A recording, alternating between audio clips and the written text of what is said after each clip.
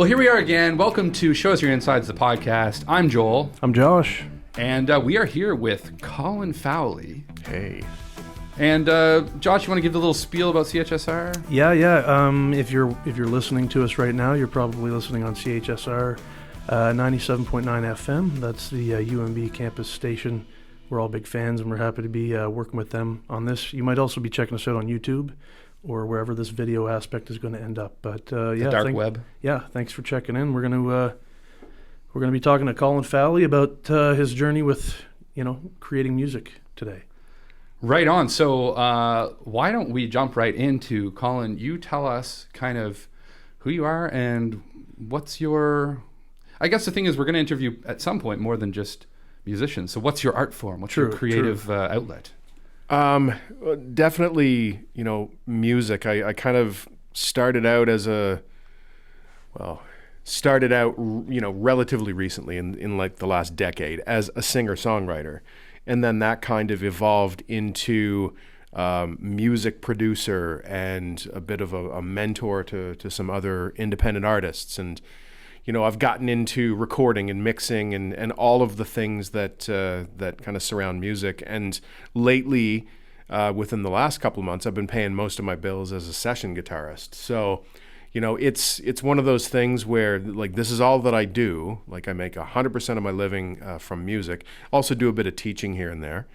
And, you need to kind of cobble it together from a bunch of different revenue streams. So I'm kind of into everything wherever I can monetize my skills to put gas in the tank. That's what I've been doing. My journey through music, goes back, to when I was a little kid. So, I don't want to date myself too much, but there is video evidence of all the gray in my beard. So, it's been like 40 years at this point. So, and then always, doing some content creation on the side. So I have a decent TikTok following that I've built up. A lot around, instructional content and that sort of thing. That's what does the best for me.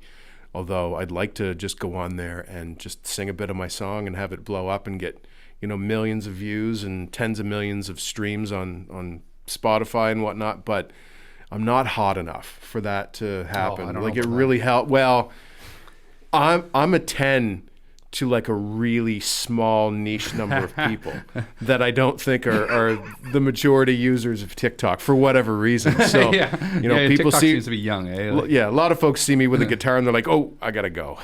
So, well, so I mean, man, you have clearly an extensive resume. I mean, me and Joel, full disclosure, know Colin well before this, and we're going to probably know a lot more of our guests because that's the way this scene works, right? You know, and Colin has made the journey over the past, like you said, 10 years from having a full-time gig to creating all of his revenue off of music, which is pretty amazing and commendable, man. Almost none of that is from royalties on my own music, by the way. Sadly, like, it's all that's the way it is, right? Yeah. You mean that big $3 check you get from? Like, I don't want to. Lucky. SoCan. I was going to say I don't want to flex on you guys, but I just got $$54 from SoCan. What? So I know, right? How many streams is that? You can almost buy a quarter of your groceries. It was. I know. I can pay half a cell phone bill with my SoCan royalties. It's gross, and that's probably from plays on the CBC. That's likely not from Spotify. That's Yeah, it's a grind. I wanted to talk to you about the fact that you're doing it.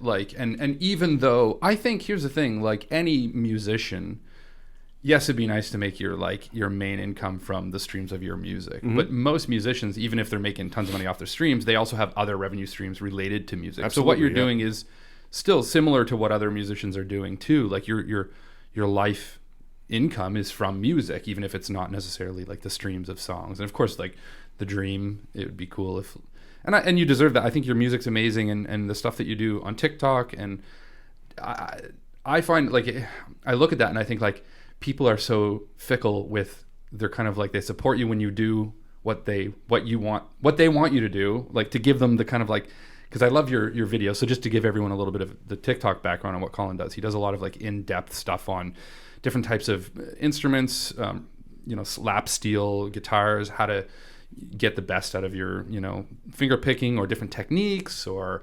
everything. Like even, I saw one recently where you went through, they call it the Nashville number chart, system. Number system. Yep. And so you did a video where you're kind of pointing to the numbers as the song was going on. And I saw a lot, like that got some pretty good feedback. People saying, even some people just being like, what is this? Or like, how do I do this? Yep. So you have kind of this insight into the music world. And that's pretty cool. But like, I want to say to people like, Colin's music is amazing. Like go listen to the music, but it's hard to get that carryover, isn't it? No, it really is. And social media in general is like a big time taker culture where people want to get something from your video and they expect to get it for free. And so when you ask for even some of their time, they're gone. Yeah, it's true. Now, that being said, like I think on TikTok, it's like I have 100,000 followers. Right? Out of that 100,000 followers, there are 1,000 people that will watch everything I do and they will go listen to my songs and they'll come to a show if I'm rolling through town. But it's like a numbers game. And so you have to be realistic about that going into it. Otherwise, it's very demoralizing. Like if you're like, okay, I'm going to be a full-time artist, which, we live in a small market out on the East Coast, right? It's kind of a crazy thing to do. But if you go down that path, you have to be flexible. Don't have a preconceived notion about what that's going to look like, because there's a bunch of doors in front of you and a whole bunch of them are closed, right? And it doesn't matter how much you knock on that door. Maybe it's gate kept, you're not getting through. But doors do open, and it might be something, okay, I didn't see myself doing that, but why not, right? And so I make a more humble living than I did when I had a full-time job, but I'm doing stuff that I love or is adjacent to stuff that I love all the time. And, if somebody approaches me, is like, hey, you want to try this acting gig out? It's like, yeah, I'm going to try that. And, it gives me the chance to explore. It also gives me a great excuse when my wife is like, can you just stop noodling on that guitar right now? This is work, baby. Like, right. I'm working right You now. have to. Right? Yeah, like bread and butter. Mind you. I'm getting paid 85 cents an hour right now. Right. And at this point, like she is our primary breadwinner. Yeah. So well, that doesn't hold a lot of water, but it is makes for some fun marital conversations. No, we should have a moment of respect for the significant others of all the musicians. We all know about it. Without their support, I'm sure we wouldn't be doing any of this. No, I wouldn't. They put up with a lot, so. Yeah, I would. Cheers to them. Absolutely. Yes. Raise a bubbly. I'm on the off-brand President's Choice. But, that's okay. It's just as good. I'm on a budget. Well, I didn't even pay for these, so yeah. Did I mention I make all my money from music? So whatever my wife brings home, I gladly drink. Yeah, I think that's a good way to do it. So, let's talk about. I found your YouTube channel actually because I know that your TikTok is kind of your where you've grown that quite a bit. Actually, before we get into that, how in a condensed way, because it's not like this isn't like a podcast to give advice to people starting a TikTok channel. What was that like though, growing that? Because I find as an older feller on TikTok, and I say feller because it just sounds good with older. TikTok is such a slow grind. I can't get a dang person to follow if I, could fly, for gosh darn sake. And I'm not even on TikTok. There you go. Yeah, and you've done such a good job at growing that. That stuff is very daunting to me. So I listen with reverence when you guys talk about doing this, because it's probably a barrier for me in getting further with music and stuff, because it's just very intimidating, and I'm like, you know what, maybe I'll just not do a lot of this stuff. So I'm interested to hear, that journey for you, because you also started out I feel like before it was crucial to have a big social media thing with music, and now you've really evolved with it. You know what I mean? So well, I mean, I think that's I always knew that was going to be part of the game. If I was going to promote myself, one of the things that I swore that I would never do, and I still haven't, is I will never sign away the rights to my music to a label for them to, like, artists that are in that situation, like a record label deal, unless you have already funded all your own music, like, it's a really bad bank loan, basically. It's like a predatory bank loan. Yeah. And so you'll have artists that are blowing my numbers out of the water when it comes to streaming and whatnot, but they get like a tiny fraction of, a bunch. And a lot of these deals are now like 360 deals where they're, what they get paid for gigs, part of that's going to the label and merch and all that kind of stuff. And, I can still make a decent living just playing live shows. Yeah. Because at this point, I'm not your $150, $200 a night go sit and bang out tunes in the corner of the rib joint while people are eating their dinner.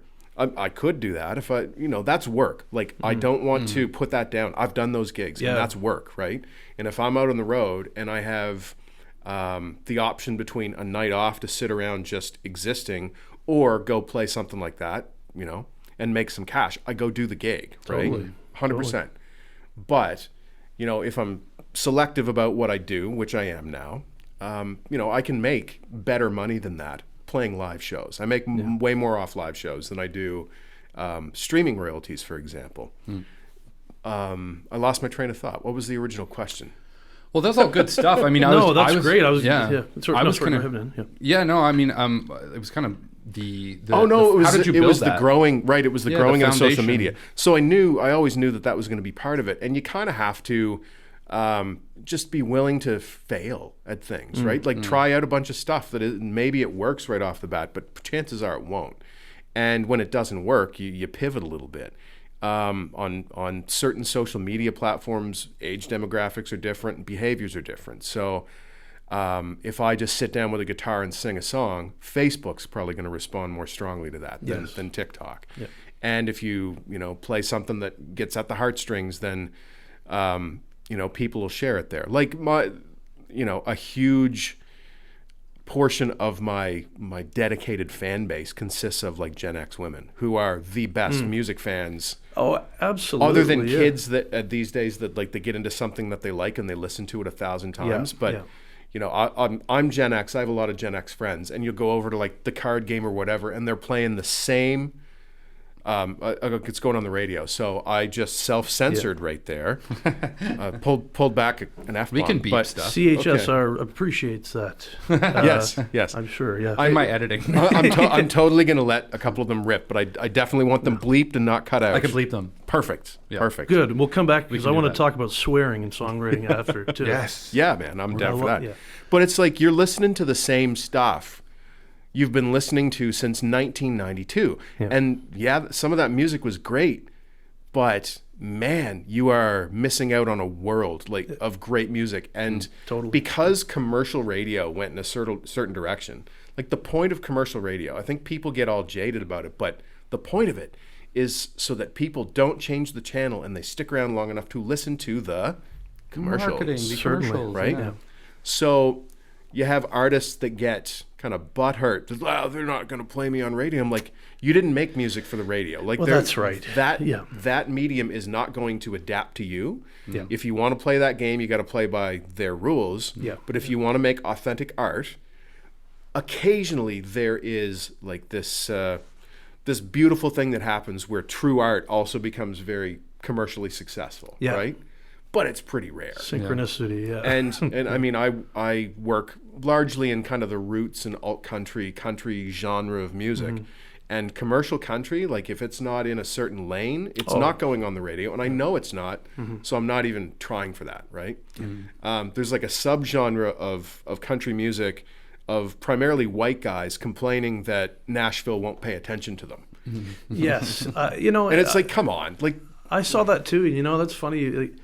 And I'm not saying all award shows are bad and all this, but there's certainly a level of phoniness to some of these very huge award shows, like the Grammys and stuff.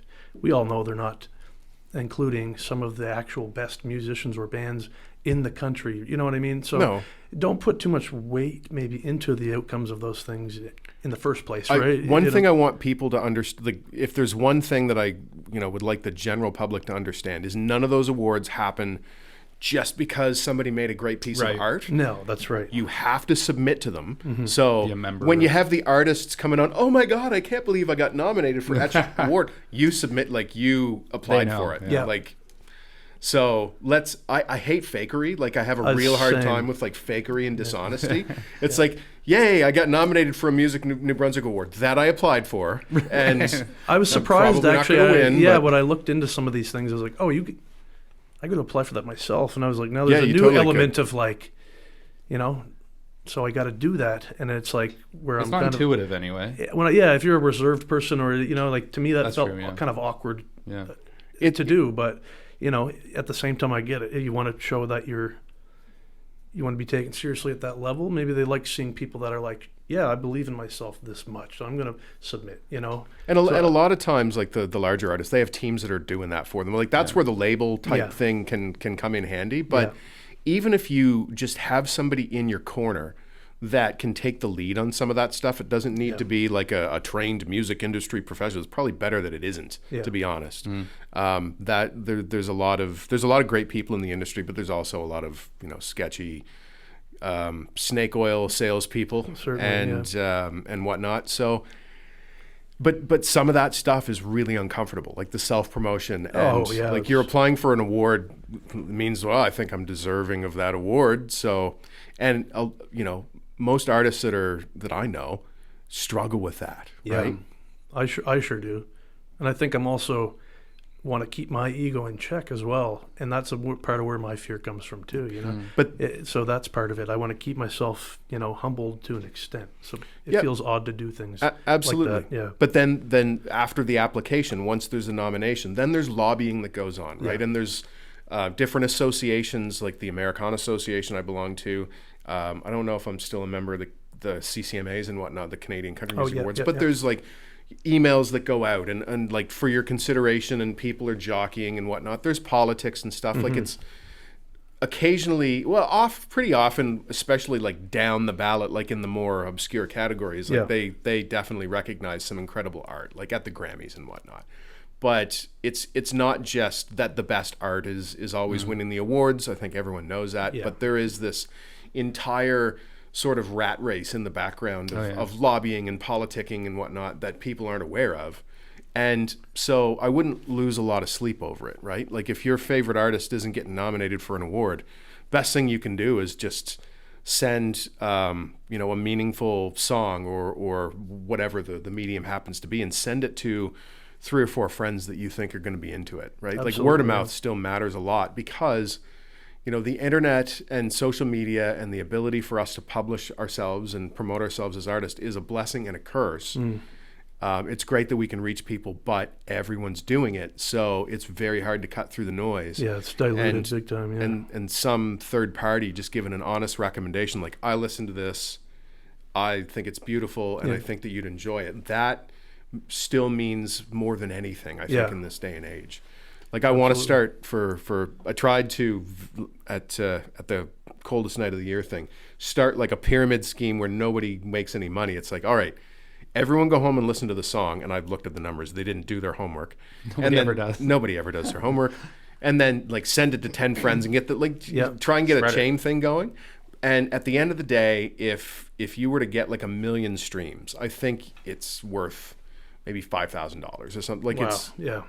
But at the end, we want to next year be able to give some royalties off this tune we worked on together to the charity itself. So Yeah, and we should talk about that a little bit. Yeah. Well, I'd like to talk, and we'll continue to kind of free flow, let whatever comes up, because that's kind of what we want to do anyway. Yeah. And you have so much knowledge on a lot of these things too. So, but I want to talk a little bit about, this makes sense. Talk about your music, some of the music that you've release, some of the music that's I guess I'll say out on Spotify, because I always just Spotify, I don't know if it deserves that kind of attention, because again, they don't, like, the artists aren't getting paid a lot on it, and the algorithm is just brutal. But hey, is there another place that that people should go? As a consumer of music, as a fan of music, I love Spotify. Yeah. I absolutely love it to have all of this music, like almost any album I can think of, throughout my entire life. That has made an impact on me. I can go find it and listen to it. It is pretty cool, yeah. And that's so powerful. So from a consumer standpoint, I love it. I don't like the business model. I think that if they were to take my subscription fee, $9 or $15 or whatever it is dollars, and if they were to distribute that evenly among the artists that I listen to, right, interesting, I'd be okay with it. And I think that would make a huge difference because a lot of the major artists have their numbers padded by kids who listen to the same things over and over and over and over again. And so that should be diluted towards the big artists as opposed to somebody who might go sit down and listen to an album of mine. Yeah. They're not, maybe they are doing that and listening to tunes all the time, but I think that would have a better impact on indie artists where, discerning listeners who aren't just listening to the same song on repeat, their subscription fees getting spread around the music they're actually listening to. Yeah. I think that would make the whole thing just feel less icky to me. Yeah, that's smart. That actually would make a lot of sense. And I'm going to open a can. Yeah, no, that would actually make a lot of sense. So, I mean, I've got a couple of albums out on wherever you get your music. Yeah, so I wanted to talk about. I've listened to a bunch of your music, but today I wanted to go through it like in depth. I was at the gym and I was like, I'm just going to listen to just let it play on repeat. Which again, to anyone who's a fan of Colin, that means a lot to the artists. If you totally put their does. tracks on, and I can't say that enough, but. Was of course listening to East of Nowhere, which was that also the inspiration for East and Nowhere? It was. So I was actually going to call the studio East of Nowhere. Yeah. But that was already a business name. It's a thing, yeah. And it was a thing. So I was wondering that because that's got to be annoying a little bit, right? But we named the production company East and Nowhere Songsmiths, which I'm cool. I kind of like. Yeah, no, I like that too. So if you want to check out some of the stuff Colin's doing.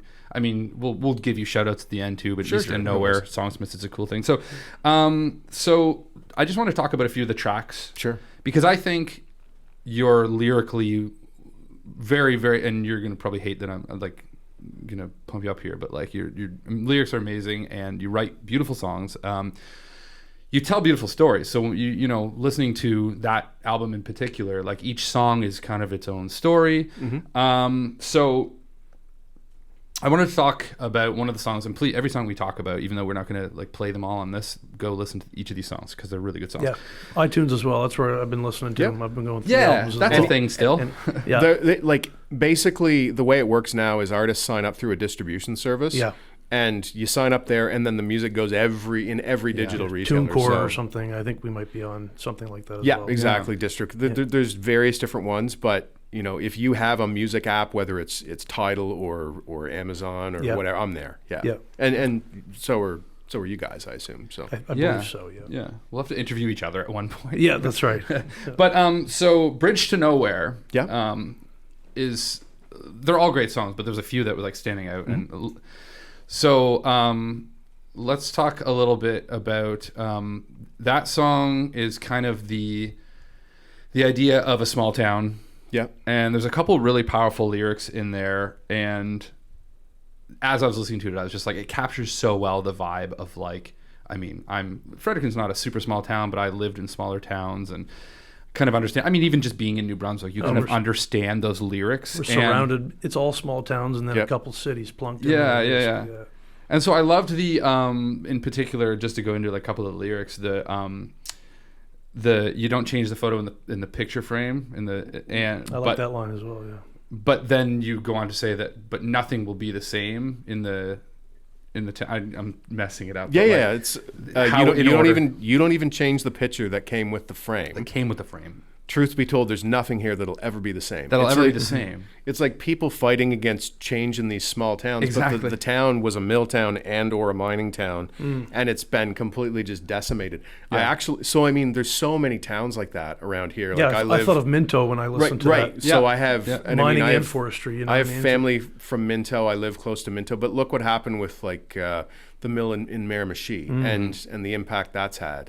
And you have Nakowick and I actually wrote the song or started it when I was sitting in Stratton, Maine, which is another, like Maine and New Brunswick have a lot of similarities in that regards with like the mill towns, and a lot of the civilization exists along the waterways because that's, you know, that was in support of like the logging industry and whatnot. So, which is where, the bridge to nowhere is basically a decommissioned rail bridge that I'm talking about in the song. But there's one of those that goes across the river in Fredericton. It's like they're all over the place. Yeah, so relatable. And presumably it's kind of a bridge to nowhere's got a double meaning. Yeah, exactly. For me, anyways. Yeah, exactly. Yeah. Right? It's the story for all of these small towns. The bridge ends up going nowhere eventually, sadly, in a way, I think. But yeah, so I mean, the line is like, you're just longing for a way of life in this town or whatnot that just is never going to exist again. Yeah.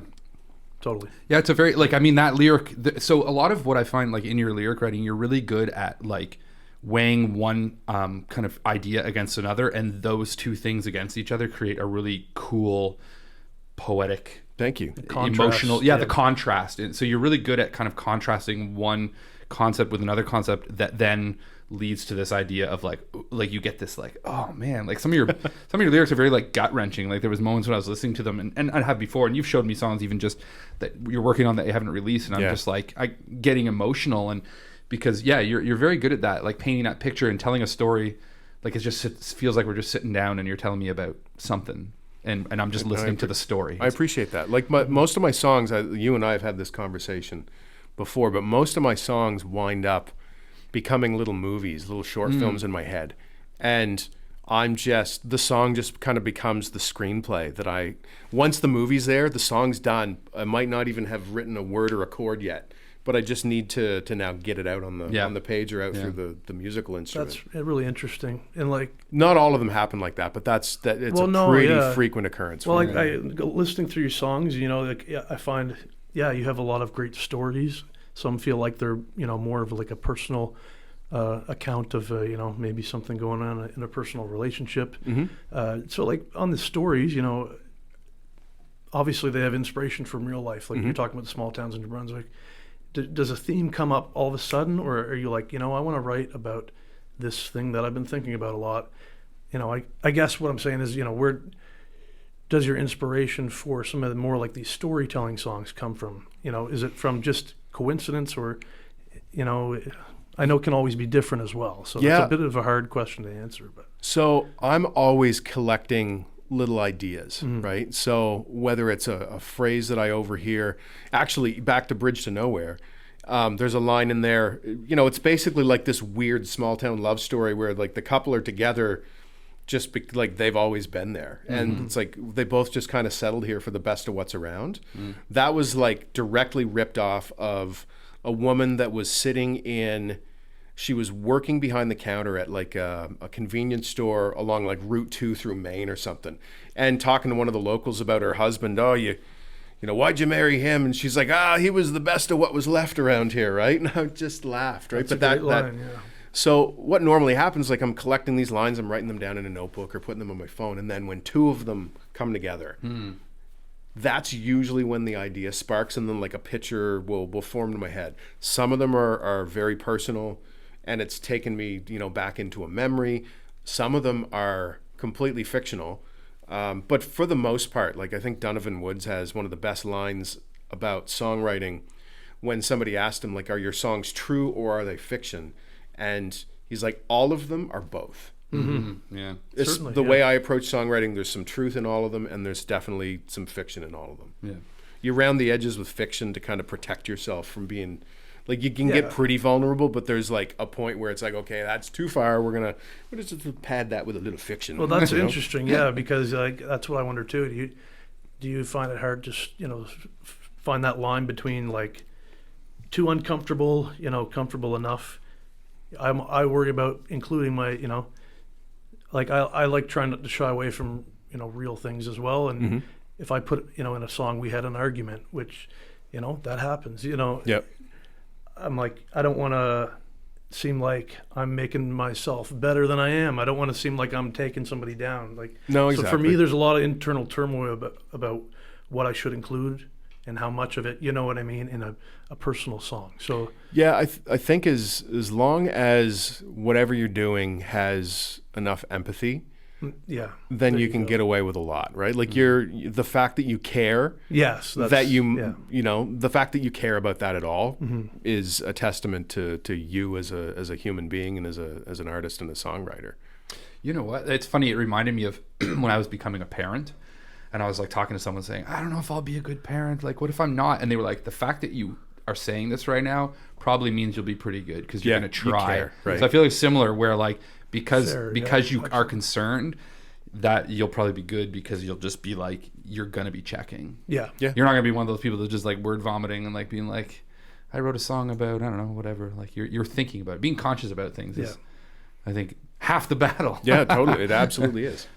So like, yeah, so that's, there was another lyric that I just wanted to bring up in that one. I mean, again, like I was really enjoying getting into the lyrics more and just thinking about them. Because I love those kinds of, you know, ironies or like contrast.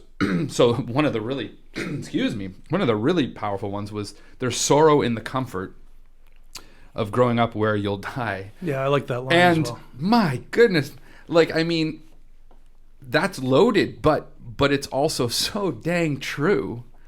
And so you know, and everyone, like, when you hear that line, like, you're drawn immediately to, like, you're thinking of something. So I had, like, you know, grandparents, relatives that literally my dad would be like, there's the homestead. Like, that's the home. And there's part of me sometimes that thinks that would have, there's something really nice about that. But the fact that you put, like, there's sorrow in the comfort, I'm like, oh man, but there's the comfort, but there's that. So again, that's a great example of those lyrics that kind of are in conflict with each other. Yep. That sorrow in the comfort. You're like, oh man, like, how can that be? How can I be, you know, have sorrow in my but it's so true. I feel like that lyric so well embodies that idea of being born in a town and dying in that same town. And, like, you know, that's kind of life, the sorrow and the comfort, you know, the right. pain and the beauty, right? Like, and somebody's actually said that about my songs, and that when they're sad, there's still some comfort there, but, which I appreciated. yeah. But that line was inspired by another, just me eavesdropping on a conversation, also in Maine. Like I do, because I think that this probably happens a little bit more in Maine or in the States, but there was a woman, she was sitting at the bar eating dinner and stuff, and she said that she had never even left the county until she was well into her 30s because she had to go to the hospital in the next county. And Wow.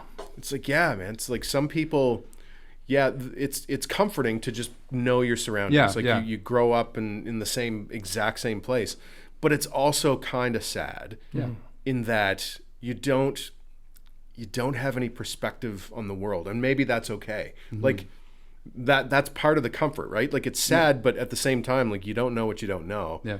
And so, yeah, when I look at that, I feel conflicted when I hear a story like that. I'm like, that's kind of beautiful. kind of beautiful, Yeah. and also that's terrible. Like Yeah, that yeah. That is that is life, like you said. Yeah. You know, I think we want to make everything in black and white these days.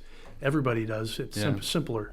No, it's, and nothing is. Like, living it's in the all- middle is really where it's at. You know, Yeah. somewhere between those, The- right? the- It's the gray, right? Yeah. Well, yeah, the push and pull, all the like Yeah. the words that are like those kind of two things, Yeah. the being really dang uncomfortable and like being like, wow, it's kind of beautiful too. Yeah. What's going on? And they exist at the same time too. They can Yeah. exist Yeah. at the same time. Yeah, they're kind of like, sometimes I think we feel like we're like on this teeter-totter going from beauty to terrible. Like, oh no, I'm back to terrible. Oh, I'm the beautiful. And it's like, if you can like kind of realize that we're not always going from one to the other, but you're kind of like right in the middle observing both, and just that's kind of what makes us what we are. But anyway, like I just Thank you, man. really love those. And so I've got like, I mean, kind of going into That's a the little first song on the album. yeah, going into a little So deep that's verse dive. one. Now, Verse stay one. tuned, Yeah, yeah. if you don't mind, I've broken down every verse and then we'll go into the chord structure. But no, I there's just, you know, I picked kind of a few songs and a few standout moments to me. This song, and like people listening might not know, buddy of both of ours, and Josh knows as well, Ed. He told me about this song originally, and he said when he heard it live, he got super emotional. And there was a specific lyric that hit him. But anyway, this song is To Mend, oh yeah. That's which is another song that anyone who's been through any sort of, that's everyone. Yeah. Everyone out there. If you've experienced and are experiencing this feeling of brokenness or this, how do I come back from this? Or where do I find myself in this, state, which I think, it's pretty often, that it's just such a great song for this because there's a lot of stuff, you're kind of, I feel like, maybe tell me if I'm wrong, but it's almost like you're writing from the perspective of like talking about it, but about someone that you're almost like rooting for, being like, you can do it or you can get through this. Like it feels a bit like that. I wrote it for my daughter. Okay, I think you've told me that before. Yeah, but so I wrote it. I wrote the first part of the song, like you've been having trouble sleeping. Yeah, that was, I think, the week before she had her first spinal surgery at the IWK, and I wrote the second verse, like, why aren't the gods to whom they're praying the ones healing people with their like mortal hands? Yes, yeah. And so the COVID restrictions came in while we were in the hospital, right, and I got to experience people like thanking God in the waiting room at the IWK in front of like the doctor who's just been operating on their kid for like 10 hours and with a great outcome, right? Yeah. Oh, thank God, God is great. I'm like, yeah, thank the doctor, man. Like he's, anyway, I have a hard time with that sometimes, but that was kind of the background for the song. Yeah. The story that not a lot of people know is the bridge. And the bridge was written while I was reading. We were back home from the hospital. I was finishing the song and I was reading about what had happened in Portapique, Nova Scotia. And they knew that a whole bunch of people had been taken and they didn't know how many. Yeah. So that's where the line, we've got a few more angels yet to come, right? Yeah. The devil is the devil we're facing. Yeah. Like that's, it was all around kind of gun violence and mental health and these conversations that we don't want to have. Yeah. And so there's like a bunch of stuff packed into that song, all about, being broken and healing and whatnot. Yeah. Well, I think like being able to kind of take like a beautiful patchwork of some different ideas of brokenness and then speaking to them all. It's like, it comes through, I guess. It doesn't feel like a narrow perspective on brokenness. It feels like you're talking about a few different things. It started one way and then it expanded as I continued writing the song, for sure. Yeah. I like that. And you talk about, it's like cinematic sometimes, like the entryway is like a moment with your daughter, and then it kind of makes you realize how you're feeling about so many other things. Absolutely. And then I can see it panning out to a scene. And I find that in my head I do that a lot as well. Like it's it can morph into something like, a segue in a movie or a montage or something, if you will, right? Yeah. So I find that songs, they turn out best when you don't try and steer them too much. Like get yourself started, like push it down the hill, but see where it goes. Yeah. That's good advice. Yeah. Yeah. So just to touch on a couple lines, like I know how much you can bend in the wind. Like, how does it lead into that? Because I wrote down that part, but because it's the way that it's framed is like beautiful. When it hurts, you can't help but feel like you're broken. But I know just how far you can bend in the wind. Right. And so that to me was the kind of the context of a parent. Like I get that so much now, having my own daughter. But like believing and it's such a beautiful image because I don't know, I immediately just can picture like long grass. I pictured like not blowing in the wind in a violent way, but and now I'm going to go too deep into like what I pictured too, but we're like, what did I picture? But I pictured beautiful long blades of grass in a beautiful scene, but that the blades of grass themselves don't necessarily know they're part of a beautiful scene. So to them, maybe they still feel that like that fear of being bent and will I snap and will I break and like being like, so anyway, like I love that. Yeah. Like I could picture it right away. Just like that. Just like Josh was saying, like it just created that image for me and my goodness, like how beautiful that is. And then people need to hear that. I know how much you can, like, you're going to be all right. Like you can, I know you're going to bend. You are. Yeah. You're okay. You're just bending with the wind. It's a beautiful scene. You're a part of a beautiful scene. You're not going to, anyway. Beautiful. I've gotten already goosebumps like 8 times in this. You're podcast. Giving us imagery for sure. Yeah. It's so powerful, and I feel like this is a song that needs to be like. You need to hear this song if you're going through something, or if you're struggling, or if you have a friend or anyone going through something. It'll give you that comfort that you said. That people will say it's honest with also the comfort. So I think sometimes when people might say it's sad, but it makes me feel comfortable, it's because it's like you're not holding back, which I think is another thing. Like it's like. sometimes you want to have it so that we're having a difficult conversation, but we're sitting here comforting each other while we have it, right? Like there's a trade-off in a way. Yeah. That's kind of how that works, right? Like community is like sometimes through the best times and the worst times, like you share them with people, right? I got to quickly get through this because I don't want to like belabor but I just love a lot of these lyrics. But Thank you. This is another important one that I think people need to hear. That I should have written down: the end of the world won't come just because you're taking time to mend.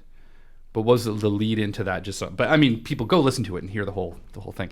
But like, so many people need to hear that. Like, just because you need to take time to mend, it's going to be okay. Like, people will be there and support you in that time. Like, we want each other to take that time, but we don't always know that. And I think it's kind of like, to me, that was an important overriding narrative of that song, is like, the world's going to be okay. It's going to still be here, and we're going to be here. Take the time you need.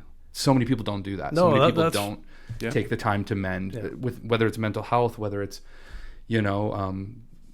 even community stuff that happens to a community, and they just kind of they feel like they need to just, okay, we got to be, life is normal. It's okay. It's okay for people to. So I just was like, that everyone needs to know that, that's something that everyone needs to hear. So thank you, man. Thank you for writing that lyric. It was a good lyric, and I was listening to that earlier as well, and I thought, I didn't think it was pertaining necessarily to mental health or whatever, right? But I know, like, I get super anxious if I feel like I'm behind on something or whatever. It feels like there's a train moving, and you gotta keep up with it, right? Even though it's like a restriction we put on our own selves a lot of the time. So yeah, it's like you're allowed to take a break and to feel better. Absolutely. Even though it doesn't feel like in this day and age you're allowed to do that, you are. So, you have to. Yeah. You have to. Otherwise, sometimes you will run yourself into the ground, and not taking the time now can lead to much more dire consequences later on, right? Mm-hmm. So, and it does, whether that's physical health, whether that's mental health, like maybe that's just taking a minute with your partner to unplug from everything that's like anything, and just caring for yourself and your family and your community and your relationships and putting those first before like the rest of the rat race that it'll be there when you're ready to step back into it. Yeah, exactly. Yeah, it's still going to be there. So anyway, I thought that was, and I'm just like, what do they call it? Like fanboying? Yeah. It's okay though. Yeah. I mean, it's all like, listen, like, and hopefully, like, if you're listening to this, please. That's half the reason we wanted to do this show. Exactly, so and like then lure people here and fanboy all over them. Right. I'm always going to do it. So we'll turn this around sometime, right? I'll interview Joel and But like, Josh. go out and like, you need to hear these songs. Go out and listen. Go out. You can do it. Go to the record store. This is how old school I am. Go out, buy the albums. Yes. And put them on your record spinner, your gramophone. So I want to talk quickly too about someone's favorite song, because that's a song that I don't know. It's just all around good song as well. But I thought when I was listening to it today, I was like, how great is this song from the perspective of like any musician? It kind of encompasses the journey of like, in my mind, like, why do we, and then I could ask you that, we could ask this a follow-up, but like, why do we do what we do? Like, why do you go out on the road? Why do you get up in front of people that maybe care, maybe don't care? Why do you put the time into these albums, these songs? And I feel like it's in the title, because if there's that one person that is like, you know what? That's, even if it's not, that's my favorite song. That's like one of my favorite. I love that. Like any of that. Yep. I think that's why we do it. I don't know. Is that, so I want to ask you, why do you do it? Is that why? Well, I mean, that's a huge part of it is that connection. Knowing that I've written a lyric that makes you a film, like think of a scene in your head, right? You've connected with my music. And that would, like, it's almost a literal, that song is like way more on the nose than people realize. Yeah. And it was like this brutal tour of Alberta. We got into a car accident. We had all this stuff go wrong, like 90 centimeters of snow in September. Like, but one lady in Edmonton told me this tune that I had written was her favorite song. And so we didn't make any money on the tour. I lost my shirt. Like, not literally, but just like Okay, because I was picturing. I was- I'm just about to follow up on I'm that. shocked that I didn't wind up naked and cold and afraid somewhere on Yeah, that yeah. tour. But and actually, Liam Keith's Jock has a co-writing credit on that he doesn't want. He keeps denying I had nothing to do with it, but he's in the songwriting credits because I was writing that in Revelstoke after a week in Alberta, just beating the shit out of us. And Liam was helping with the melody on his dobro, and I'm like, you're a partial composer of this, my friend. What a wonderful musician too. By He the way. is. Yeah. My hope is that one of these like people have helped me out along the way, and if they help, they go in the credits. And I sure do hope that for my sake would be nice, but for theirs too. Like if any of these songs is ever successful and there's a bunch of royalties, then it's going to go to the people that contributed to it. And that's wouldn't that be nice to just like, get successful and then be able to spread that on to like the other people who have poured themselves into it as well. absolutely. Right? Like Yeah. I'd love to be able to cut everyone in my band a nice fat check, and I want booking for me to be a substantial, living for my booking agent who's been with me since day one. Basically, he's like he encouraged me to do this in the first place. I'm talking about Eddie. And, Young. give him Eddie a shout Young out. from Absolutely. Roots and Soul Yeah. Music Promotions. Like I wrote like a couple of songs and stuck them on a little EP and gave them to Eddie, and he was like champion of what I was doing, like right then and there. Yeah. I think he's So- been a champion for a lot of people. us around He's here. amazing. So. Oh, Yep. heck yeah. Yeah. Yeah. Well, it doesn't surprise me to see. I'm sure there's something. Well, kind of just said that with so many musicians. I'd be like, why I got up the first time on stage, or why I did this, Eddie. Eddie did, yeah. Yeah, that's right. Yeah. Well, I mean, I had written down a bunch of, because as I was listening, I just kept thinking. And the one thing, I won't go into like too many more details. I mean, there's some cool stuff you've done too. Even like the Nottingham session. Nottingham sessions, is also yeah. really cool. I kind of wanted to talk about that a little bit. Yeah, that was fun. But I just want to say too, just from listening, especially from that album, like you really don't hold punches when you write lyrics. You talk about a lot of stuff that, very important subjects, and you're quite good at tackling those things and not being super biased, just kind of like presenting them. There's a few other songs. I'm going to say it again. Go listen to the album if you're listening to this. Check it out on wherever you can check it out. But I think this maybe this is no, I don't want to throw to that yet because we can maybe talk a little bit about that. So maybe the Nottingham sessions. Like, how did that come up? Because that's especially the what is it called? But the one that Oodalali. Oodalali. Oodalali, yeah. Oodalali. How did that come from because I think you did a video on Yeah, that. so what happened? I sang Oodalali. It's the from the Robin Hood Disney movie. Yeah, right? the animated Yep. animal And version. Yeah. Yeah. It's like it's a minute long song. So I did the whole thing. I posted it on TikTok. It got like 500,000 views or something like that. Yeah.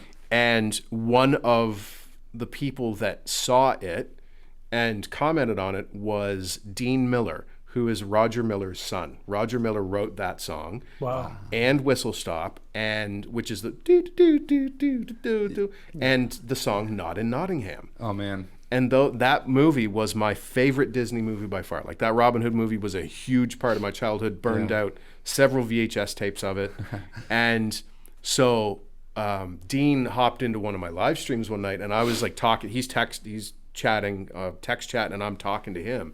But I'm like, not just those songs, but that movie in particular was so formative for me, and your dad's songs made that movie for me. Yeah. Oh, the So- soundtrack was amazing. So I said, I think I will just cover his 3 songs from that movie. I'll put it out as a little EP. And he's like, I love that idea. So I did it like the next week. Like it was the licensing process, because that's the first time I've ever released a cover song. Yeah, The licensing process took way longer than the entire me sit down, record it and mix it and get it out in the world. And like the entire EP is 3 songs, and the runtime is less than 4 minutes and 20 seconds or Yeah, they're something quick like that. Like songs. it's Of pure a minute, joy, a minute though, and right? 2. Yeah. But it's so much fun. It was so much fun doing it. That's amazing. You got to do It songs com- from such a big part of your life. Crazy that the actual son of the guy was like, "Hey, you can." You have the rights to that, man. Go for it. Like that's a pretty amazing music moment. That not Yep. many people would ever get. So. Oh, yeah. It was sweet. And you had asked earlier about like growing my TikTok. There was one video I made where that blew up and got it kind of kickstarted. Like Okay. it helps to have one thing kind of take root and help kickstart things. But it was me talking about how people go on the internet and try and learn how to play guitar solos, want to learn how to play some lead guitar. And there's like a million videos out there that are like, all right, go to the middle of your neck. Here's your A minor pentatonic scale. That's where you start. I'm like, that's a stupid place to start. You should, like, you're already playing, you know, your half a dozen open chords. All of the notes that exist in music are all right there in the open position under your fingers. Start learning how to pick out melodies. Don't worry about copying Clapton's solo from whatever song. Not yet. Learn how to hear the vocal melody and start playing along to the vocal melody. And just ran through the G major scale. I said, there you go. Like that's all you need to get started, and start using your ear. Try and build a connection between the music you hear in your head and what you're playing, rather than just, okay, I'm going to go to the middle of the neck and I'm going to learn these blues licks that you have no idea how to implement. And it got a whole pile of views, and like John Mayer liked it and shared it. Wow. Yeah, so it was like these things happen. One of the that are, you know, he's one of the best guitar players Ever. on the planet. Yeah. he sure is. I don't know why yeah. people debate it, but he is. You know, it's like Oh, he's ridiculous. It's because he can also be a douche, and I think that people Yeah, that's probably Just- true. They don't Yeah. love that part of it. no. And I think there's a certain amount of envy from guitar bros. They don't want to admit that John Well- Mayer, who is mostly, you know, he made a huge living because he kind of cracked the code on making catchy pop songs. and that's right. And then it's like, oh, he's a successful Exactly. pop guy, but he can't be both. It's like he No. sure can. Yeah, man, he's got such a mastery of the instrument. Like, Yeah. you ever see there's a clip. It's like NBC or ABC or something of him and Eric Clapton playing Crossroads, and I've probably seen it in my scour. and they of both YouTube, take but- their turns soloing. And I will say that I respect some of Eric Clapton's. He's not my favorite guitar player. Like, I don't consider him an influence, but Mayer stepped up and just smoked him. Oh. And objectively, Yeah. right? Like, for sure. And If he wasn't Eric Clapton, it's art and whatnot, but Yes. like, I could have played what the Clapton solo was, and John Mayer's solo was like, Jesus, man. oh, it's him and. But it's like musical and beautiful. Like, it's Yeah. not just show offy, right? Yeah. it's not look at how many notes I can do. No, or- no. And anyway, and so, I mean, now he goes out and he's like playing with Dead and Company and whatnot. Like, he's an amazing guitar player. And yeah, I don't know why people have a hard time admitting Keith that. Urban too. He's an underrated guitar player. I But think. if you want to make a guitar bro guy go Tilt, okay, this is the best. This works so well. When they're like, oh, this is the all-time great. I said, you want to know who the most influential guitar player probably is in the last 20 years? More people have picked up a guitar because of this person than anybody else maybe in the history of guitardom. Taylor Swift. I was like, that's probably Taylor. Yeah, Yeah. Yep.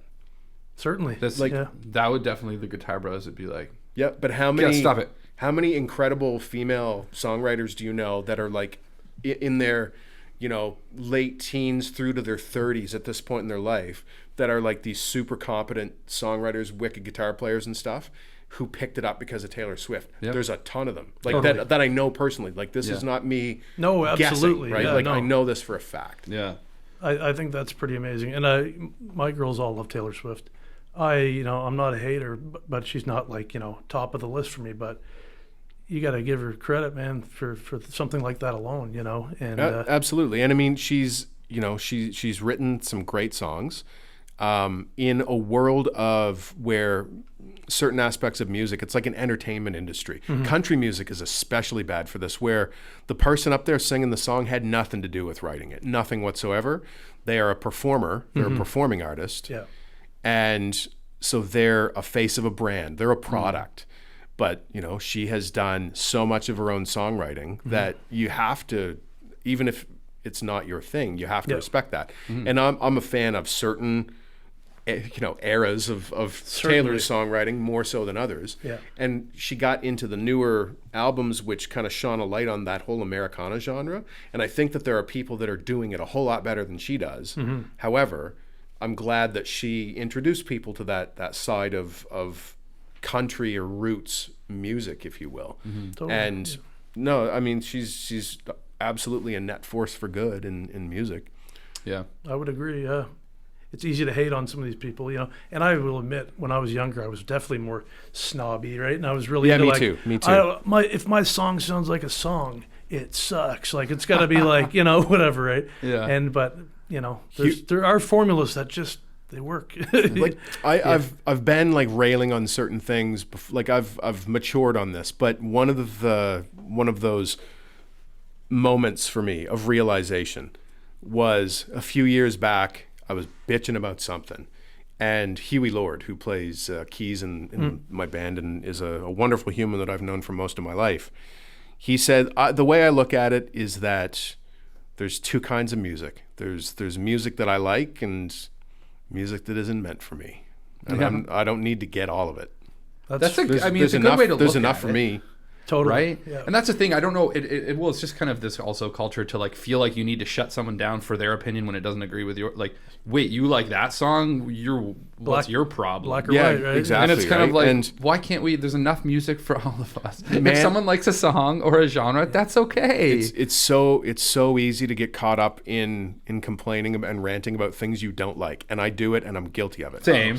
But Totally here. I have way better days when I spend the majority of those days focusing my energy towards the things that I love. Yeah. Which is why, you know, when it comes to like TikTok and social media, there's an entire genre, if you want to call it that, of content, which is like clapback culture. Talking about something that you don't like and then, you know, trying to dunk on all the people that, that come into your comments and disagree with you. So and so got wrecked by Colin Fowlie. That's like, the caption, right? Like it took me like 4 decades to kind of reach that level of maturity, but it's like, doesn't matter what I do. It doesn't matter how good it is. Somebody is always going to just shit on it for sport because that's the way the internet is. And engaging with that is, I'm using the SH word. I think CHSR can air that after 8 p.m. Depending on our time slot. But to me, getting involved with that and getting tangled with that is like walking down the sidewalk and you see a pile of dog shit on the sidewalk and you can either walk around it. Maybe you're like a super good citizen, but I'm not that person where you actually like will clean it up and stuff. But you know, I'll like step over it or step around it. I gotta be in a real good mood probably for that. I don't think I'd ever do it. I'm not that good of a person. We've discovered there's a limit, and there it is. But engaging with that is walking along the sidewalk and seeing the dog shit, and he's like, oh, somebody didn't clean up after their dog, and then stamping on it and like just grinding it into the ground and kicking it away, right? Yeah. Like all you've accomplished, like spread it around, you man. Spread it around, and now you've got shit all over your shoes. And now you've got it on you. And you're the only one that this is now affecting. Right. You're taking it home all over the carpet. The dog's gone, the owner's gone. Like, it's just... Well, and how often that happens, too, where you kind of realize after a kind of freak out, whatever it is, that you're like, I'm the only one that has poo on me now. Yeah. The only person that got, you know, smoked there is me. Yeah, right? yeah. And so you're right. Like, it's like you have those days, but, like, at the end of the day, if you can focus on the things that you love and the things that make you happy and feel connected, that you're going to just have a better day. It's just that's listen, man, that's kind of become my social media strategy. It's not really a strategy. It's like whatever I'm feeling that day that's the content I'm going to make. Sometimes it's me talking about a fountain pen or a fountain pen ink, or I'm shooting a game of 8-ball or talking about music. Like, I've basically decided that my online presence is just like a personality cult for the 6 people who find everything that I do interesting. Yeah. Right? My wife doesn't get it. She's like, my God, you're such a nerd about like everything that you do. They see the hot dogs being made constantly, so they're just not hungry. That's a good way. Like, oh my God, I'm very full of hot dogs. So I know what goes into those. I love that you love making them. Yeah. I'm not hungry. That's hilarious. Oh, people ask her all the time, like, "Oh, are you going to this show? Are you going to that show?" And she's like, "No." She comes out for like special occasions, like when it's like a milestone show. She's always there. Yeah. But man, she has heard everything that I've done in like the shitty version of it 100 times to the point where it's like polished. And by the time it's done, she's done with it. Just got one riff giving her nightmares for weeks. Yeah, it's like, I'm going to come to the show, but if I could bring headphones and listen to an audiobook while this happened, it would be a way more pleasant experience. Right? That's right. That's amazing. Well, And I don't blame her at all. No, it's similar situation, and I totally get it. Yeah, it's kind of good, like you have a partner that they support you. So if you're out there, like you're creative, just as long as you have people around you that support you, they don't have to like everything you do. No, absolutely In fact, not. sometimes it's better when they can just be like, you know what, like I don't care that much about what you're doing, but I support you, and that's kind of nice because then that's one, it's like an ego check, but it's also just, you know, it's that balance of like how important is this really? To an artist, it's everything. Oh yeah. But to the life in general, it's okay. It can exist and not exist, and the world will not end. You know, similar to your a lot. I think the thing that artists get hung up on, in that why aren't more people coming to my shows and all that kind of thing. Like the majority of people do not consume music as its own standalone art form. True. Music is a thing that accompanies something else. That's true, else.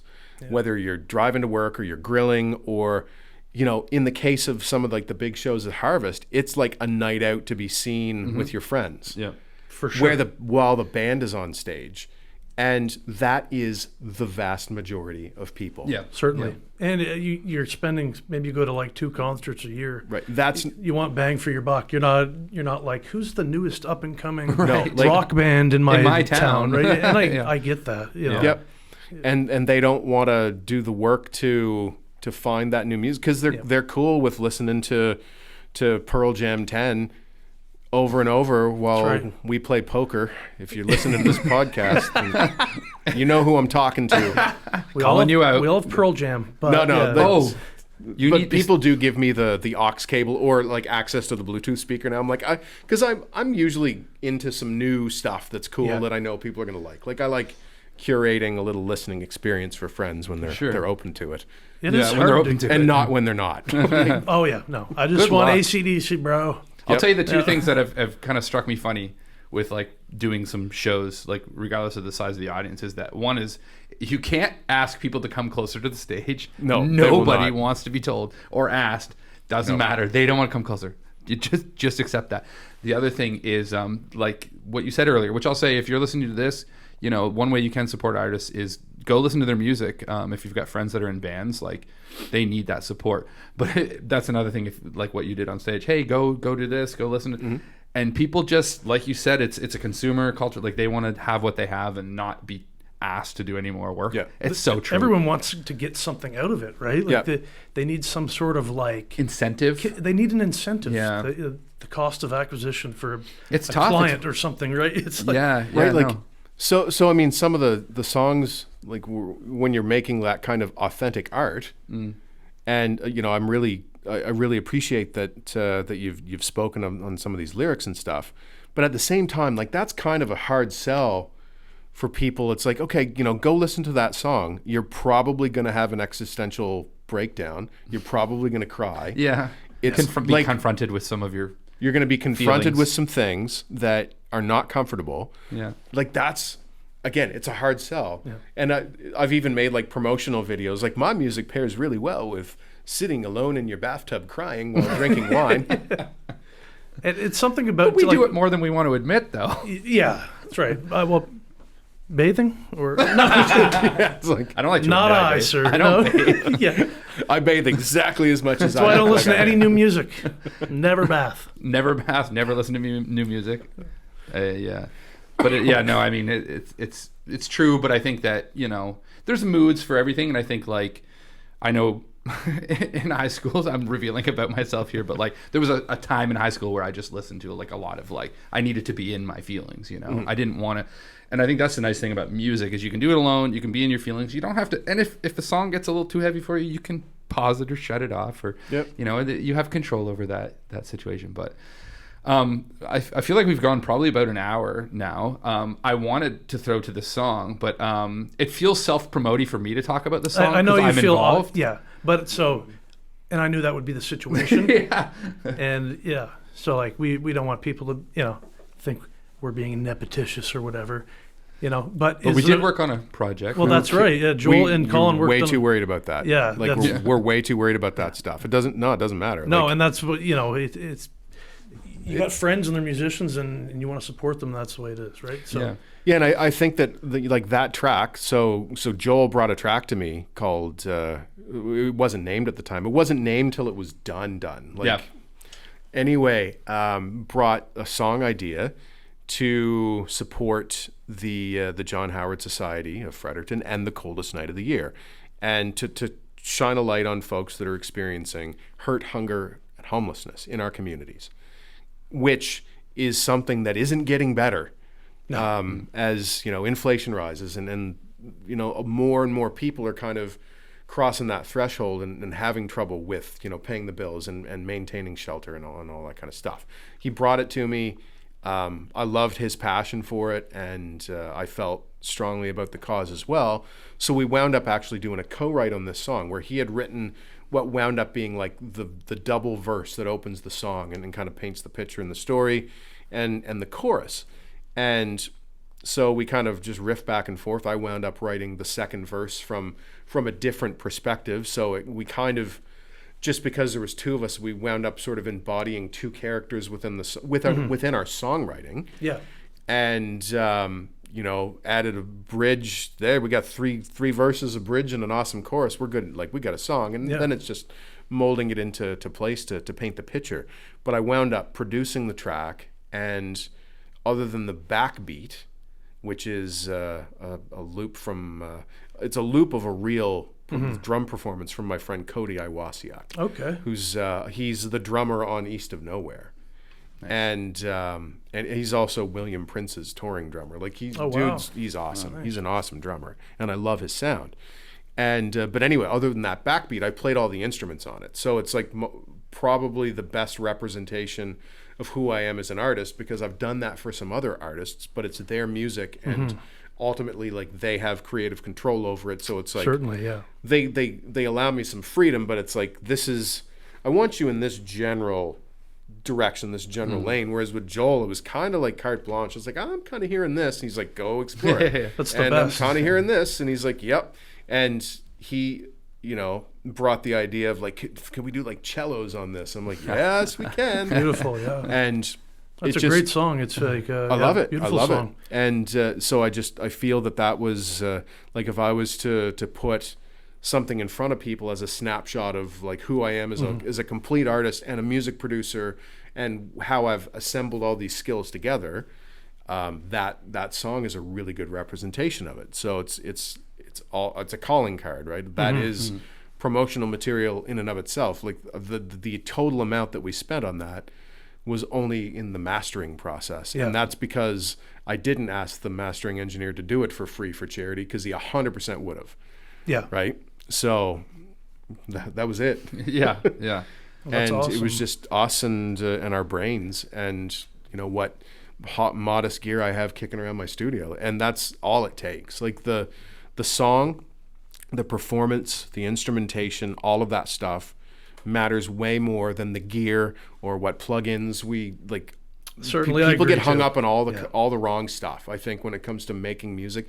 Or it's one of those things where you can have like two adjacent hobbies, where for some people the hobby is, I like playing around with different guitar pedals. I like trying to sound like Jimi Hendrix, or I like trying to sound like John Mayer or Dave Matthews, or whoever you're into. Whereas I want to figure out how to sound like me. Yeah. And so trying to copy what other people are doing, like, I did that for a long time. And working with, so it was Ariel Posen who produced that record, East of Nowhere. Yeah, that's a good point. And working with him was really transformative for me, because it's like, I'm not trying to be Ariel. That ship has sailed. Like, he's just a monster player. But it's like, okay, I need to explore what makes me me, explore the music in here. It's not about learning a new lick from somebody else, right? It's like, I have programmed my brain with 40 years of various different music, from classical to folk music. My grandmother, started me out on like singing, like playing gospel hymns on the guitar and whatnot, through to jazz, through to hip hop. Like, all of these things make me who I am. And it's like, how does that marinate in my brain musically? How do I express that? And so when I'm building skills that are directly tied to something that's in my head, the skills come. Like it happens for me. Whereas if I'm trying to learn somebody else's solo transcription, I can I can get it, but it's immediately lost as soon as I stop working on that technique or that solo. And so it's like all these tiny little things that I've retained, that becomes who I am. All right, now how do I get that out through, my setup and my guitar rig, and people are always curious about it. It's like, oh, you got a pretty small pedal board. I'm like, yeah, I only need a couple of them. Or like, it's how fast does my tremolo go wub, wub, wub? Yeah. And how dirty do I want it to sound, right? Like, and how much, that's about it. Right? Mine's very similar. I'm not very adventurous with pedals and stuff, but I just kind of stick to what I know works. And same. That's, I think, where my sound came from is, just working with what you got, I suppose, to an extent. But it's like, stop looking for new gear. You have all this, like, you have music in here that isn't out yet. So get that out. Yes, absolutely. Work on that. 100%. Well, I mean, it definitely was an amazing experience and kind of blossomed into something that I didn't know going into it, just reaching out to you, like, where it would go. It was just kind of like, well, let's see. Yeah. And all of the different things that have come from that have just been like a bonus on top of a bonus on top of a bonus. I think for Colin and I, when we were first writing the song, Tim Fox was the guy that I had in mind. You hadn't met him yet, and I was like, this is the guy who like puts so much time and effort, and this means so much to him. And we were like, if we can have him react emotionally to this song, then that was icing on the cake of the cake being us just working together and collaborating, which was amazing. So I recommend, one thing I would definitely recommend to like other artists is like go collaborate with people. Yeah, it's for been sure. Such a great experience. But like, anyway, so Tim Fox, when he listened to the song for the first time, he cried. So that was a success. Yes. But we had kind of First cry. Yeah. like you had borrowed a copy of my Rick Rubin book. Yep. I still have it. Yeah, you do. I need to finish reading. I love listening to. I'm not as much of a reader as I am like a consumer of 8-second clips of things. But no, He's got a lot of good ones. I love a lot of audiobooks though. Actually, yeah. But Rick Rubin is somebody I love listening to. Oh, he's But just But one of the things that we struggle with a lot is self-doubt, and I'm a little bit.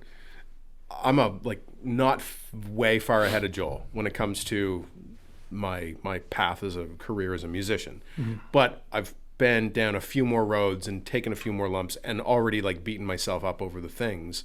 So when we went into that, and I knew he had read the Rick Rubin book, and it's just for context, and it's like, let's just agree on this thing, that whatever we do, we're not done until I love it and until you love it.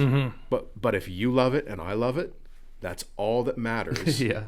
And we're gonna we're gonna feel good about promoting it because we've made this thing for a good cause. Yeah. You love it, I love it, that's it. And one of the things he talks about is if you make it for the audience, then you're doing the audience a disservice. Like the audience should come last. Yeah. You make the art that excites you, that you love, and then it's going to find its audience, and you're going to give them something that maybe they weren't expecting or they hadn't heard before. Yeah. Whereas, in the commercial music industry, that's not the way it goes. Like they want to give the audience exactly what they want so that they don't change the channel. Yeah. They want to give them what's already working, as opposed to bringing something. Well, it's risky to try something new, and it's easy and more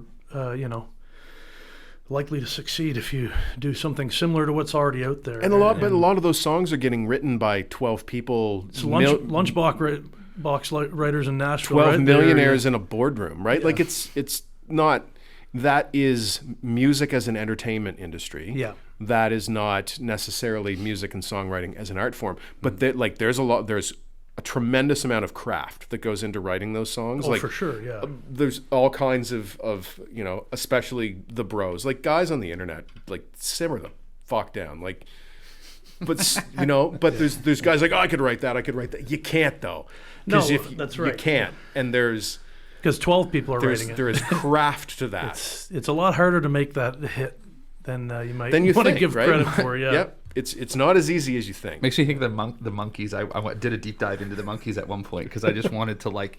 Well, my dad listened to the Monkeys, but I used so to did love the I, Monkeys man. as and it a was kid, like yeah. there's such a unique thing that like would never ever exist again because it had to be in that time and it had to be the way it was. But it was literally like the Beatles happened, and then like the American Hollywood system. The system was like we need to make one too. But and then they manufactured it. But they eventually like I think 2 out of the 4 guys were actual musicians, and then anyway, I don't want to go down the Monkeys road. The rest were that monkeys. totally exists. That totally exists today, though. Like look Infinite at Monkeys on infinite typewriters. Sorry. Oh no, I was just gonna say like that totally exists today, where it's just we kind of knew that about the Monkeys, like the amount of fakery that goes on in the music industry. Yeah. That like look at all the folks that are like discovered through a singing talent show. They're not songwriters, and then they Right. wind up with like an album full of songs. Yeah. 2 weeks late. Like Yeah. there's so much contrived fake crap.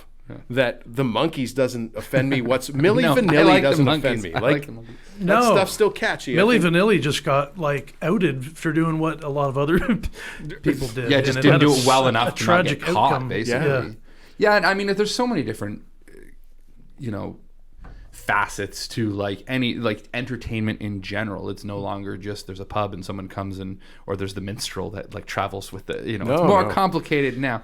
But at the end of the day, it's still being consumed. It's music, and there's someone performing it. Yep. Whoever wrote it, whoever manufactured it. Absolutely. And sometimes if it's a boardroom of 12 people and they successfully manufacture a song that the masses consume and love, there's a value in that still. It doesn't.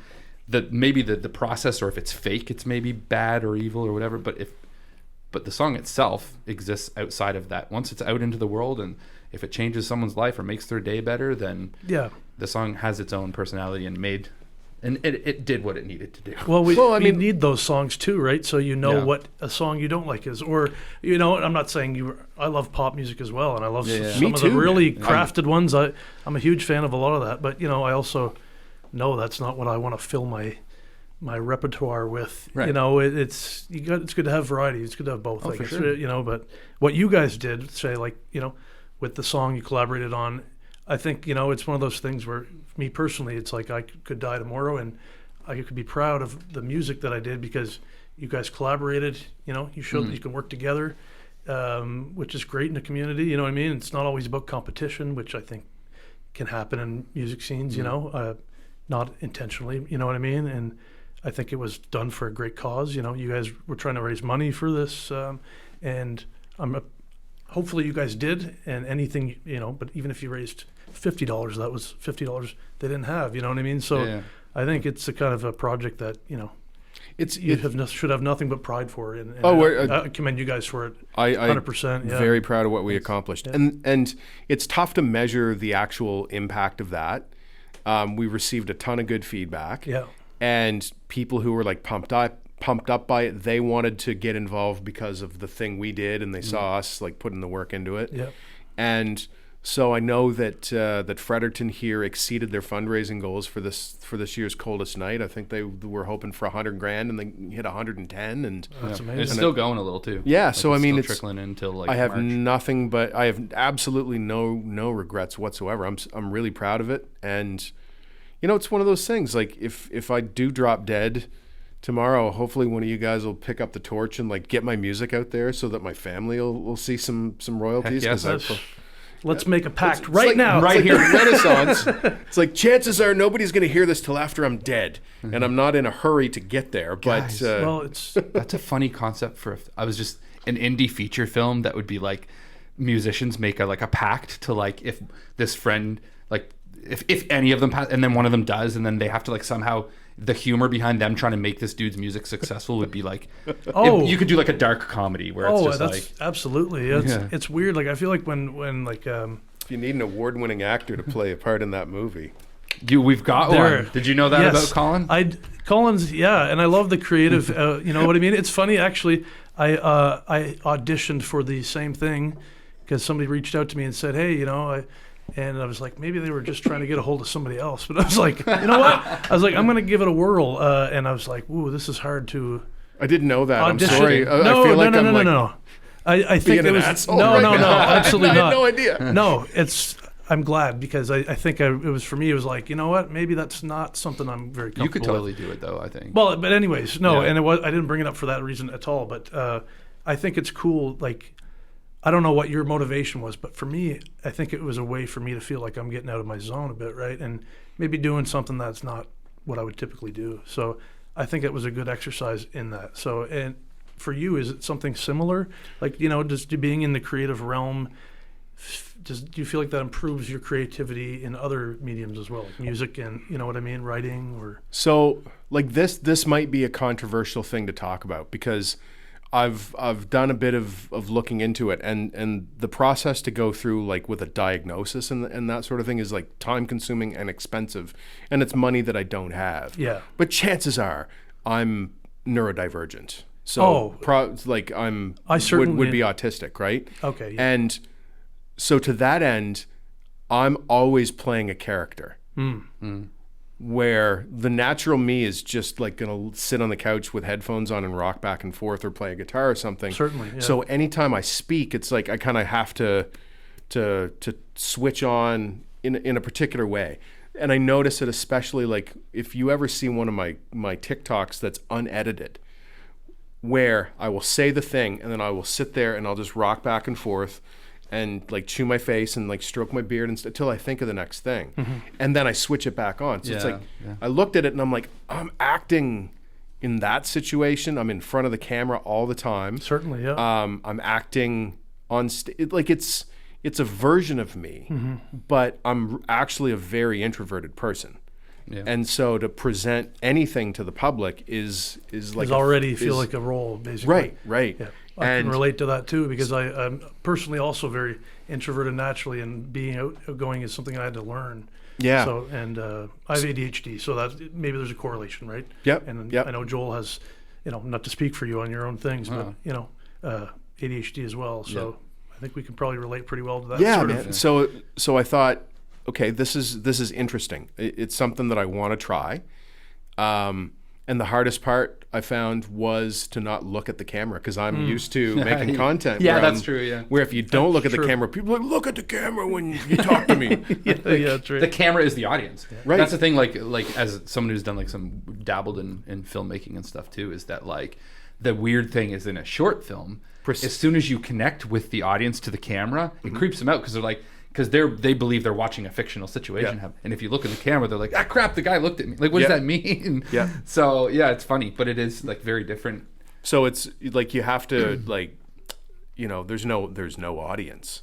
You have to pretend there's no audience. Yeah, exactly, yeah. But then once I kind of got over that, I'm like, I'm not going to get an agent and start auditioning for a bunch of roles, but I will certainly jump at every opportunity that kind of comes my way as, like, a thing. So it's like I'll let it be known that that's a thing I'll do. Cool. It's like my buddies that have known me for decades and decades are like, so how much weight did you have to gain for that role? That's, you know, like making. Yeah. I've been putting weight on my whole jokes. life for this I've been, role. been prepared for this. That's why I kept the baby weight on. I've been preparing my whole life for this, guys. Yeah. I feel like I knew someone who would always say that when they'd be like, oh, like, you know, nobody says this, did you put on weight? But like this person's thing was just literally like, no, I'm preparing. Or maybe he just would like bring it up first, you know, if anyone's noticing, you know, I'm just preparing for a role. That's what's going on. So Yep, just exactly. I'm preparing for a role. Well, I was going to throw to that song, and I think we kind of like, but let's throw to it now. Let's throw to Cold Like This, which was a song that I worked with Colin on, and we're both really proud of. So take a listen to this song right now, Cold Like This.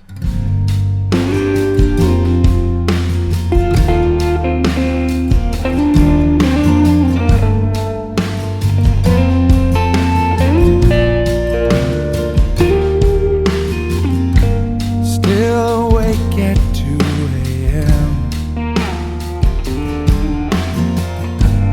Walking these winter streets again. The moon hangs heavy on nights like this. I've got a place to warm my hands. Unforgiving and alone. your only friend is snow. It's easy to forget those who fall through the cracks, ones who call these streets their home.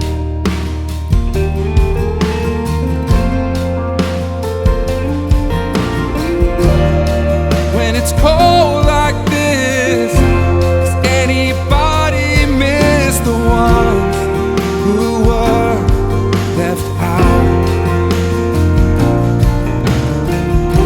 Do we refuse to see that's who is you or me who was the one left out in the cold?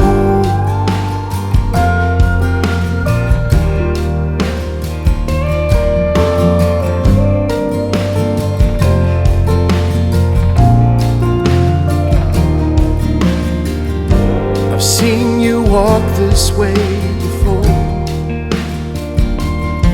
eyes locked upon the frozen ground, trying to ignore the fact you and I are both just trying to make it through the same dark night. But the curse is better than the cure. When it's cold like this, does anybody miss the ones who were left out?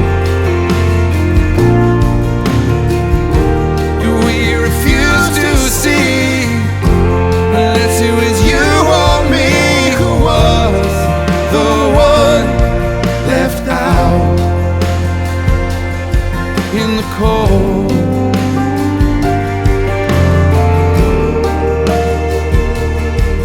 Now 3 a.m.'s long gone and I'm awake, 'cause there's no place to lay my head. When it's cold like this,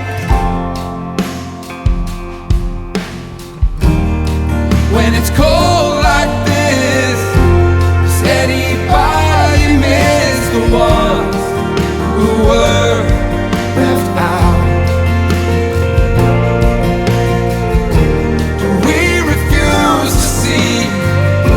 Unless it was you or me who was the one left out.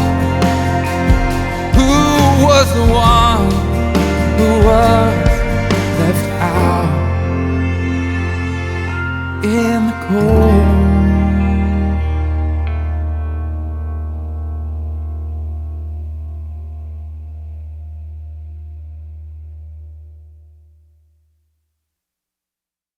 All right, that was Cold Like This, collaboration between Colin and Joel. And that Yes, was sir. for the John Howard Society coldest Night of the Year, right? Yep. And that's to raise money, awareness, mostly probably, but also funds to go towards people struggling with homelessness and all that. Yeah. Is there a way people can still donate to that, or is that kind of wrapped up for this year? Or? Oh, it goes to like March something. So Okay. like depending on Yeah, when it's this probably is already released, over. yeah. Yeah, but what I would say is that it's every year, and they do a big lead up. So they start the lead up in like December or November. And then it gives you lots of time. What they do is they encourage people to start a team. You create a team, then you ask people to join your team, and everyone then gets donations on your team, and you get like a team name and whatever. And then the culmination of all of that is the walk on February. This year was the 24th. I think they try to stick with the same date. I'm probably wrong about that, but it'd be in late February. And you do a walk, and it's whatever many kilometers, and it's a great cause. So, and in our city, the John Howard Society, but most cities have organizations like this that work behind the scenes. It's a bunch of people that don't toot their own horn, and they're doing these amazing things. And, even just being around these people, you're just like, they have people's back the people that no one else has their backs. These folks, so this is where the money goes, and so it's so easy to justify, I think, in my mind, donating or time or services. And or listen, funds. Totally worthy cause. Listen to the song. Listen to Cold Like This. Listen to the song. Send it to 10 of your friends and tell them to send it to 10 of their friends, and we will be very transparent on the accounting come time for the fundraiser next year. Yeah. Like our royalties and whatnot from the song which will be paltry unless everyone helps us out. Certainly. We will donate all that to Coldest Night 2025. Amazing. Yeah. So yeah, that's, I mean, really to me, you know, that culmination, I just used culmination twice. I need to grab my thesaurus. Jeez, take it easy on the culmination. That culmination, that collaboration, that connection to, like, you know, working with somebody else and passions colliding. That should be the name. That's the next album. Passions colliding. It's you and Joel on the cover, like Harlequin style. Yeah, okay. With as long as our you do the gut photo gesture. shoot, With the gut spilling out, they'll show us your insides. Yeah, there That's you what go. it is, right? Yeah. Hey, that could work for the album that we're going to do that Josh has, or our cover for the podcast. Yeah, we're still working on an image. Yeah. Can convey the creepiness of the name. Just got to own it. That's right. Well, this has been great. I don't know. I feel like we've probably close to an hour and a half. And like you said, we may do an edited version for, I don't know how long we have with CHS. Well, that's it. We haven't picked like a solid like length, I guess. Yeah. So, I mean, they you know, Aaron they is like to fill basically like time it can be what you want. Okay, you know? cool. Well, I mean, do everyone want to say more things, or what do you think? Are we good? I feel like we've talked about it a lot. Colin, is there anything else you wanted to add? I mean, no, I just upcoming stuff that we should be keeping an eye out for. Well, I mean, it's I don't know when it's going to get posted. Like, follow me on the socials. Like, if you just Google my name, which I'm sure will be included in the show notes or whatever. Yeah. I'm very easy to find at Colin this point. Fowlie. Just want to say it again, make sure. Yeah, nobody's made a Wikipedia page for me yet, but I feel like I'm like at the threshold on the cusp, yeah, of getting a Wikipedia page with like the one paragraph kind of thing. Yeah, like Colin is a guy who plays music. Yep. Colin is a guy who made his own Wikipedia page. No, you can't do that. Somebody has really? to do it for you. That's the issue. Somebody I needs tried. to be motivated. Way back in the day, friends and I, we made a thing, because we used to party a lot, and we made a thing called Feswick's Day. And we tried to create a wiki page for it, and it wouldn't let us. So that was the first time I was like, you can't make your own page. Oh, well, we should all just make each other a wiki page. Yeah, but we can't. You gotta cut that out, because we're talking about some collusion right now. No. Get around Wikipedia's terms of service. All jokes. But I didn't even know, like, because I feel like you have to give sources to Wiki, and then they, like, look at it, and they're like, do you have enough? I don't know. There's, like, stuff that they do. Some of the IMDb, I don't know. You got to be on there now. You're an I am, but good. I don't have a photo on there because I didn't sign up. Yeah, for a don't do premium. that. Yeah, that's not worth it. But. And so many of those Always things. trying to get you. Everything's trying to get you, man. Yeah. Oh, you don't have a spider face just tried to unless bite you me. pay us. No face. It's true, man. It's true, man. And you 100% lost that camera a long time ago. But like, we've got lots of coverage, and I was just, you know. We're going to just be talking, and the janitors, like, coming custodian, Oh, whatever. you guys are still here? Yeah. The sun's come up? No, I could, like, the thing is we could literally, like, we've done this many times, and same with Josh and I, like, I could just talk forever about all this. And I feel like we've just scratched the surface of some of the subjects we could talk about. So we'll have to do it again sometime. You'll have to come back. Oh, absolutely. And maybe we could go for hours. Yeah, for sure. Okay, well, but for today, this will sum it up for us on Show Us Your Insides. I'm Joel. I'm Josh. Yeah, thanks for tuning in to CHSR FM, your campus radio station, 97.9 FM. Or checking us out on YouTube. Or whatever. Subscribe, like, share, turn your volume up. Maybe we'll just listen to this on our own. Maybe it'll just be me. Maybe this will never make it anywhere. No, it's just... I haven't They're been... all the none of cords these are things are... Yeah, none of these things are recording. None of it. And we stand up and we just are in our boxers. Like Colin's like, what? It's like, how did that happen? You know when you were a kid and you'd like pretend tea party? We're like grown men. We're playing podcasts. We're playing podcasts. Want to come over and play podcasts, They're just guys? plastic cameras with nothing on the inside. Which is hilarious because like anybody and everybody does do a podcast. It's true. So it's like you're not gonna actually put it on the internet. Like why not? You know, we just want to play. It's just for us.